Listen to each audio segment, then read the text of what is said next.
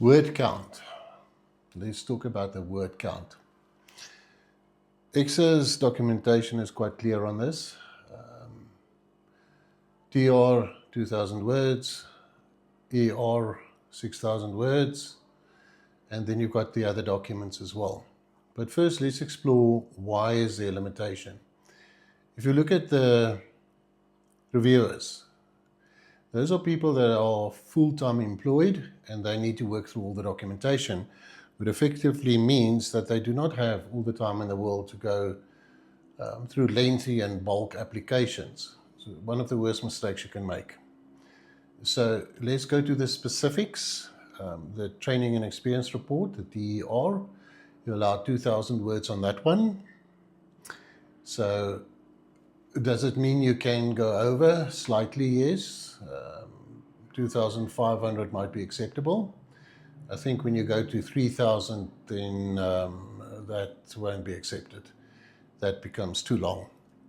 So how do you break it down in your TERs? The word count that you spent on those ones, let's have a look at it, give you some guidance. And remember, there's only guidance. And you'll see the pattern of how many words you're allowed per section, which will give you indication on where the focus lies. So let's go through it quickly. First one is the nature of your training and experience, 20 to 30 words. That's basically setting the scene. Then we've got the nature of addressing problems, finding them, finding solutions, and using your knowledge to do that. That will be between 120 and 150 words. Then we've got management of materials, manpower, methods, those kind of things, finances, 40 to 50 words. Then your interaction with clients, stakeholders, those kind of things. You've got 40 to 50 words on that one. Then health and safety, environmental and legislative. Those are outcome 6 and 7. You've also got 40 to 50 words on that one. Roles and responsibilities. Now look how it changes from 80 to 100 words. So it tells you where the emphasis lies. You also remember to incorporate your organogram. That doesn't necessarily count to the word count. It's just a picture format that you can submit that. Talking of which, you're allowed to put pictures in, calculations, very important, put calculations in. And how what your thinking was solving these problems using calculations. So that's a very important one to also remember. So you see the pattern that I was talking about. Are these cast in stone? No, they're not. You'll find with the application documents for the technologist, they're much more clear on the word count and the headings. They explicitly stated there. So that's a nice guide. For the people registering as professional engineers, you don't have that. Now be careful, because some uses the TER format and apply that to the engineering one. You'll look at the applications, it's two different ones. The headings are explicit in the technologists, technicians, but not in the engineers. Can you use these headings to some extent? But be careful, if you start using your headings, then you're digging into your word count. So bear that in mind as well, please. Then you've got your engineering report, which are 6,000 words. Yeah, you can slightly go over. Once again, be considerate in this one.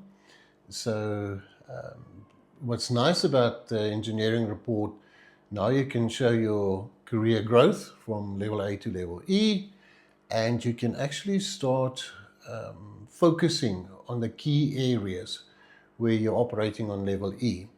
And that's nice. What makes it also easy for you is that you can cross-reference between your TER and your ER.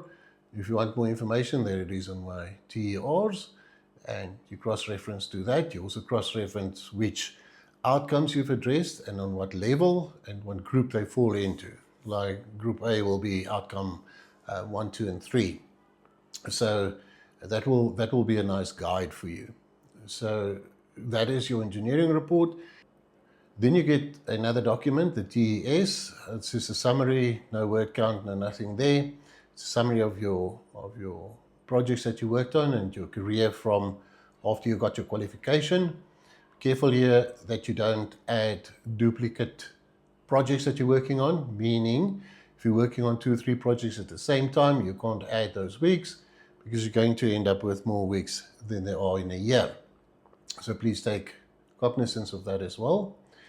And one thing that I also want you to realize for the mature candidates is your training and experience reports plus your training and experience outline cannot exceed 2,000 words. So bear that in mind. It is not TO 2000, TR 2000. It is the sum total of both of them, TO plus TER. So that's an important point to highlight. Then all of the other documents, there's no word counts or nothing like that. It's only TR, TO, and engineering report. What you should focus on in these reports are the following. What engineering problems did you face? What decisions did you make? What level of responsibility did you carry? And how do you demonstrate your competence? So the reviewer is not interested in lengthy, bulky applications because they want to get to the point. They want to see how you've illustrated that you've covered the 11 outcomes or the competency standard, as I also refer to, and that you're operating on level E for at least a year. So if you think you're going to impress the reviewers by having these long-winded applications, you're going nowhere. So please bear that in mind. So in a summary, TRs, 2,000 words. If you use TOs, because you're a mature candidate, plus TRs, also 2,000 words. You can go slightly over, it's fine. Look at the headings and the word count that I illustrated earlier, and you can build it around that. That's also a good one for you to remember. So don't forget about that. So yeah, those are the word counts in a nutshell. If you get problems with that, please phone me, email me. I will help you with that. It's a difficult one, but to condense everything into 2,000 words is not easy. So you need to be clear when you draft your reports on that.